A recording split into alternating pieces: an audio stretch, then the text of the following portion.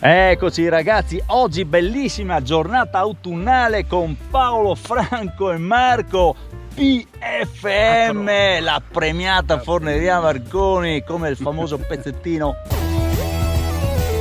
straordinario. A parte queste divagazioni della musica progressive, cosa ci aspetta oggi? Ci aspetta una delle più belle cime qua che abbiamo in Carnia, la cima Ombladet. Cosa si farà? Si farà la strada forestale che si stacca insomma da Frasseneto in direzione nord fino a raggiungere Casera Vas, poi da lì a pochi altri chilometri raggiungiamo Casera Monte dei Buoi e da lì le bici ce le dobbiamo portare unicamente in spalla per circa 500 metri di dislivello fino a raggiungere la massima quota della cima Ombladet. Franco, a quanto siamo? 2255 metri sul livello del mare. Da lì quindi doveroso riposino, ci rifociliamo e poi Marco, cosa ci aspetta?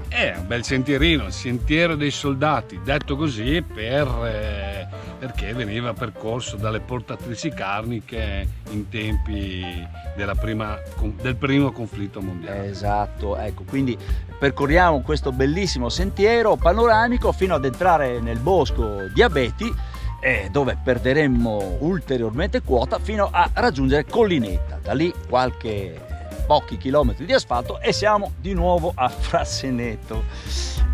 E vai ragazzi.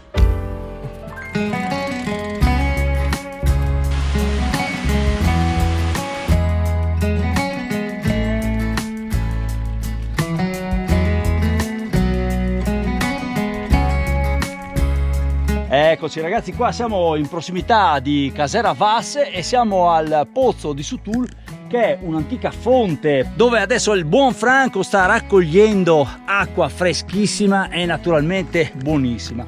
E adesso proseguiamo, ma non manca molto, siamo praticamente quasi arrivati al primo punto di ristoro.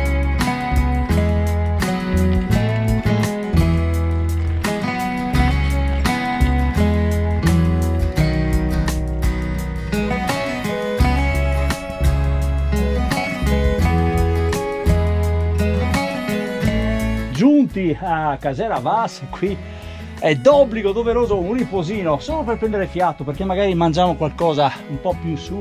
E guardate come si è aperto il panorama usciti dal bosco. Ragazzi, Franco non ha saputo resistere alla banana, d'altra parte non gli si può dar torto perché merita la sosta. No, anche per il panorama che è bellissimo.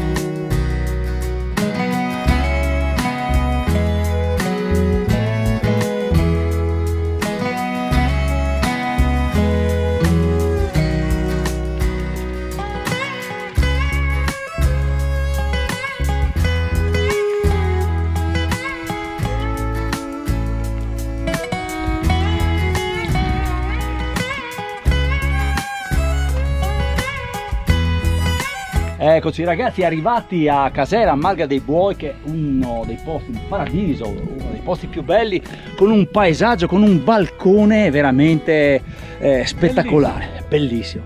Franco, cosa dici? Andiamo a vedere com'è questa casera.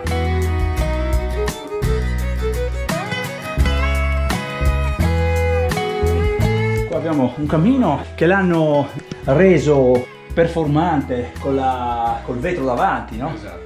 Il classico Spolert. Qui abbiamo quanti posti letto? 1, 2, 3, 4, 5, 6, 7, 8, 9, 10. Beh, insomma, direi che ci si sta in tanti. Abbiamo deciso di dare un po' di manforte alla casera, incrementando la provvigione per l'inverno di legno, e quindi il Baldo Marco, oggi boscaiolo, farà un po' di provviste. Vediamo come se la cava. Vai, grande, super. Ecco, Franco, hai mangiato abbastanza? Sì, qualcosa sì, dai. Perché adesso cosa ci aspetta, caro Franco? Ben 500 metri di dislivello, tutto a spalle, in portage. Ecco, forse qualcosa spingeremo, qualcosa anche pedaleremo, ma a poche decine di metri. Sarà per il resto il nostro obiettivo è la cima Ombladet, eccola lassù.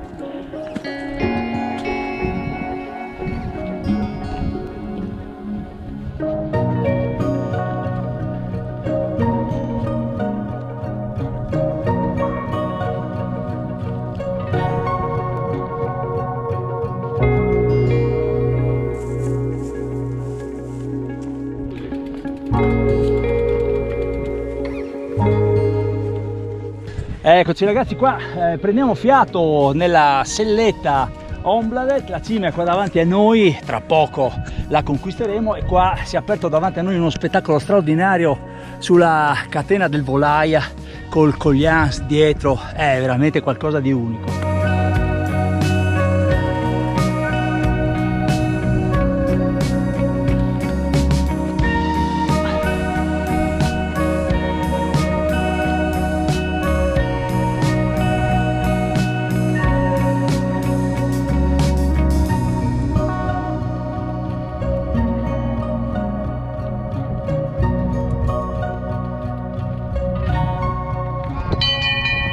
Eccoci ragazzi, raggiunta con orgoglio la cima dell'Ombladet. Adesso abbiamo trovato un gruppo di ferraresi e ravennati, giusto così si dice? Ecco, ho detto giusto.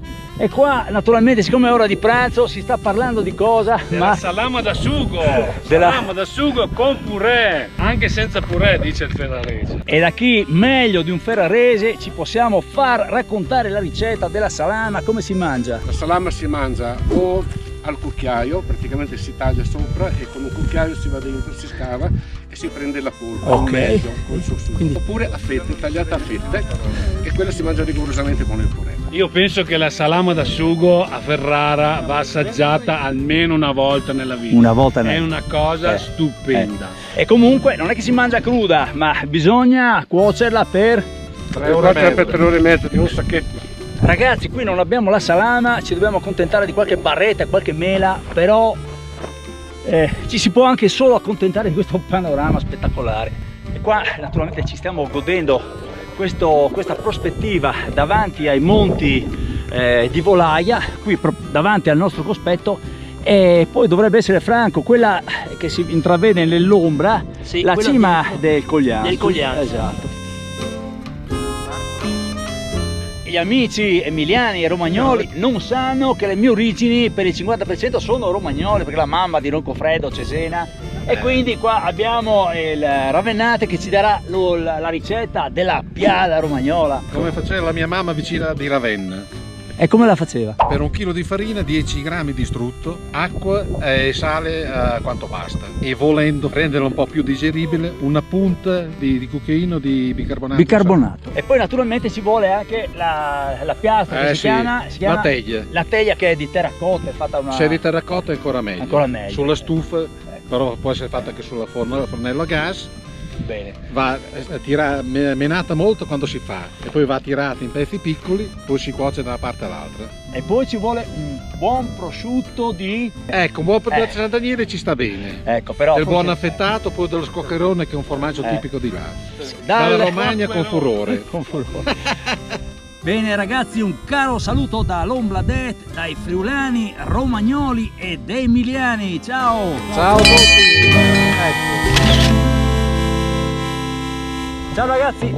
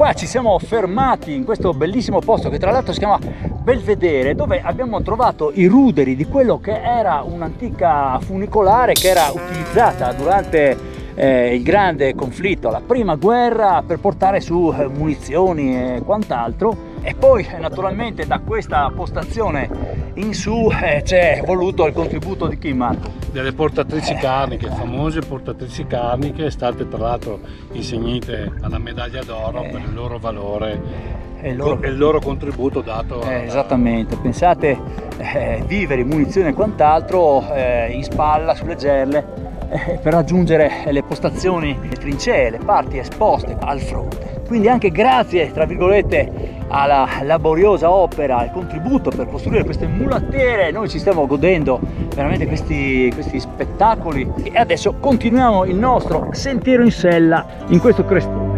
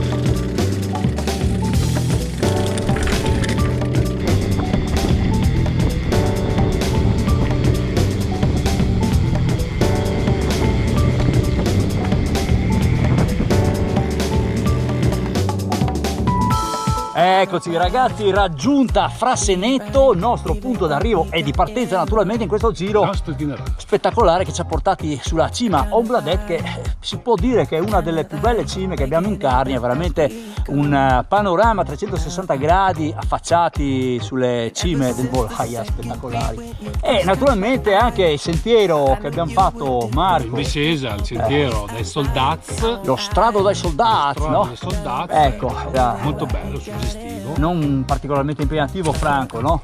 No, era abbastanza tecnico, però la giornata è stupenda, abbiamo trovato un clima perfetto e anche il fondo non era male. Sì, dai, ecco, forse l'erba un po' scivolosa in alcuni punti Sì, abbiamo trovato. delicato, passaggio Ecco. delicato. No, vorrei dire una cosa, che se l'erba era un tantino più umida forse era meglio. Forse c'era un po' di grip maggiore, ecco. Lì dovevi stare molto attento perché come si può. Trovare il terreno così sempre facile, scorrevole, non va bene. Bisogna anche affrontare delle situazioni un po' delicate, difficili, per imparare, perché noi non siamo ancora vecchi. Esatto. Allora, che dire, se volete seguire le nostre prossime avventure, iscrivetevi al gruppone YouTube Freebikers MTB Group. Ciao ragazzi, ciao! Ciao.